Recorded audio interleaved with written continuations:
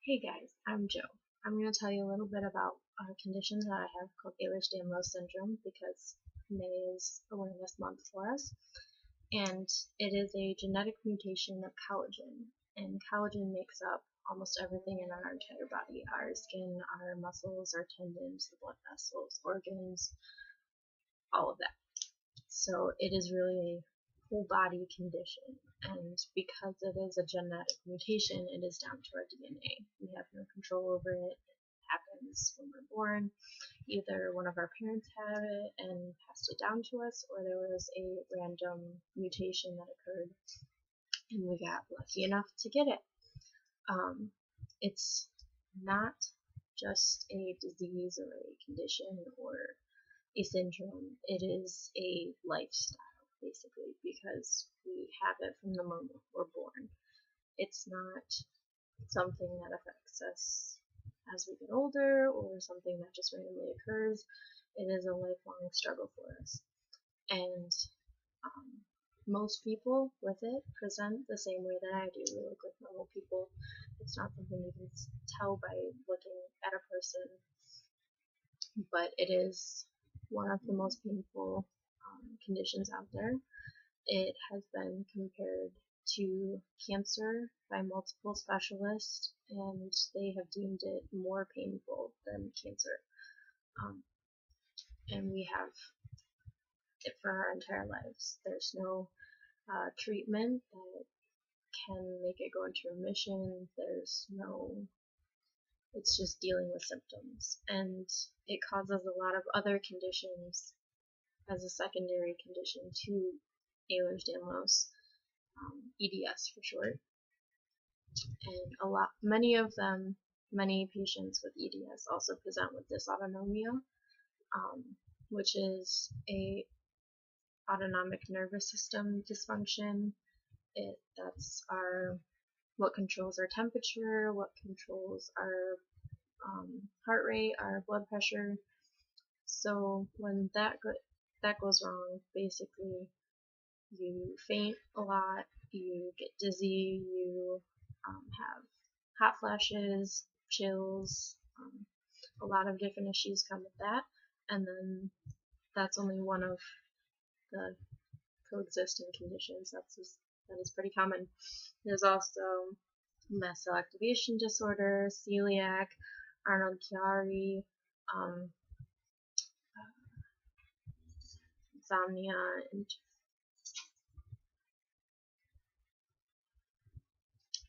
so I'm really bad at pronouncing these. Normally, I'm just saying letters, so saying out the entire word is kind of, I probably should have practiced this.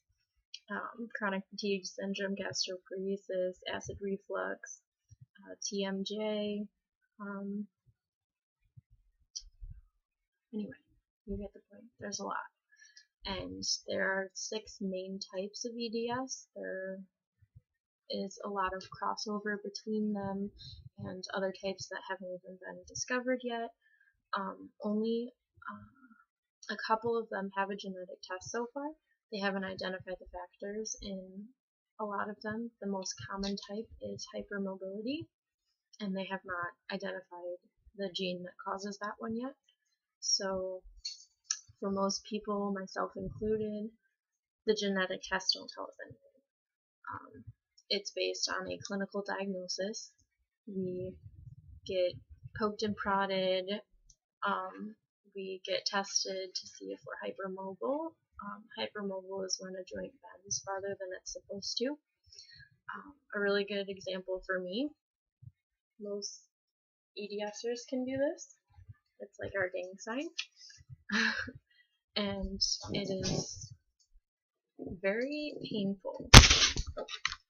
And my dog is getting on the but having our joints do that is very painful because it causes dislocations, it causes subluxations, it's just not the way your body is supposed to work for a normal person. And since we deal with that on a daily basis, simple things can make us dislocate our joints. Brushing our teeth can make our jaw dislocate. Brushing our hair can make our hands dislocate. Walking makes our hips, knees, ankles, lifting stuff makes our shoulders, elbows, wrists. It's just a long list of things that end up going wrong when we try and do things, which is why we have to adjust the way that we do things. We have to have accommodations. The pain and the dislocations can be so bad that it causes us to need mobility aids. The main ones that I use a wheelchair, I use a service dog, I use a cane occasionally. I really don't like my cane. I still try and be as active as I can, and when I have my cane I have to walk slower, and I don't like that, even though it's probably safer for me. And when you look healthy and there's no real reason, people tend to question whether or not you actually need a mobility aid, and that is something that is very frustrating for us personally because we know we need it. But because people question us, we tend to try and avoid using them as much as possible, and it ends up putting us in more pain because we are pushing our limits farther than we should be. So when you see someone in a wheelchair or with a cane or with crutches or anything like that, and they don't look like they need it, there's a good chance that they do. So don't question them. My favorite mobility aid is obviously my service dog. She is trained to brace for me to get up if I fall. She is trained in counterbalance, so when I'm walking, she has a harness that she wears, and I hold it, and it keeps me balanced and makes sure I don't fall, and it also relieves some of the pressure and whatnot of walking and trying to stay stabilized on my own. She's also trained in a couple other things for psychiatric work and a couple other things, but her main one is mobility. And I'll show you her. I'll show you guys some stuff with her in some following videos. I have a couple previous videos that have her in it. She's a cutie. And it's just a really misunderstood disease that doctors don't often diagnose, so we are often referred to as zebras. In the medical community, there is a saying that when you hear hoofbeats, you think horses, not zebras. And normally that's the case. You think the most common thing, you diagnose the most common thing, and it all works out nice and pretty. But when someone has a severe condition, a uncommon condition, a rare condition, like we do, we're called zebras because we are the ones that you don't expect.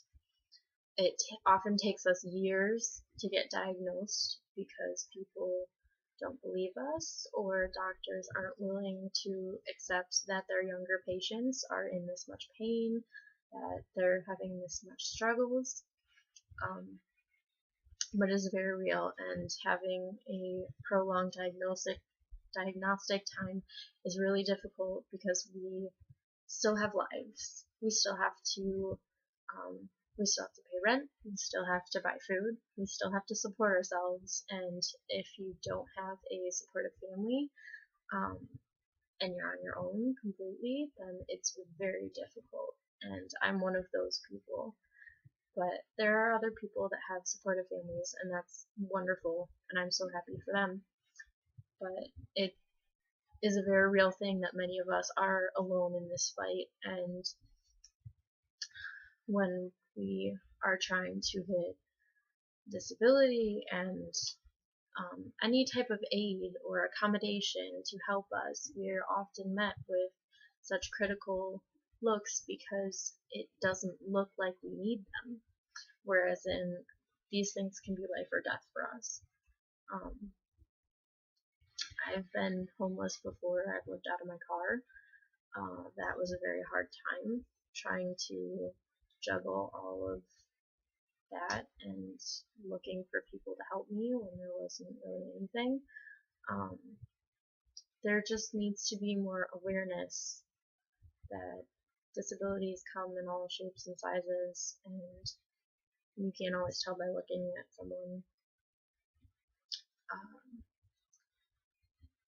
And my brain is starting to go, so I'm going to leave it at that, and I will have a better constructed one next time because I did not plan this out very well.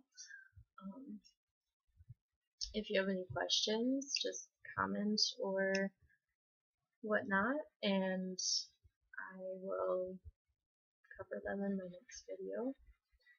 My service dog Keely has a Facebook page if you want to check that out. It's Keely and Service Dog.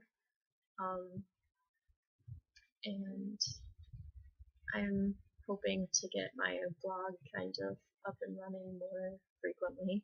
So if that happens, I will link you guys to it.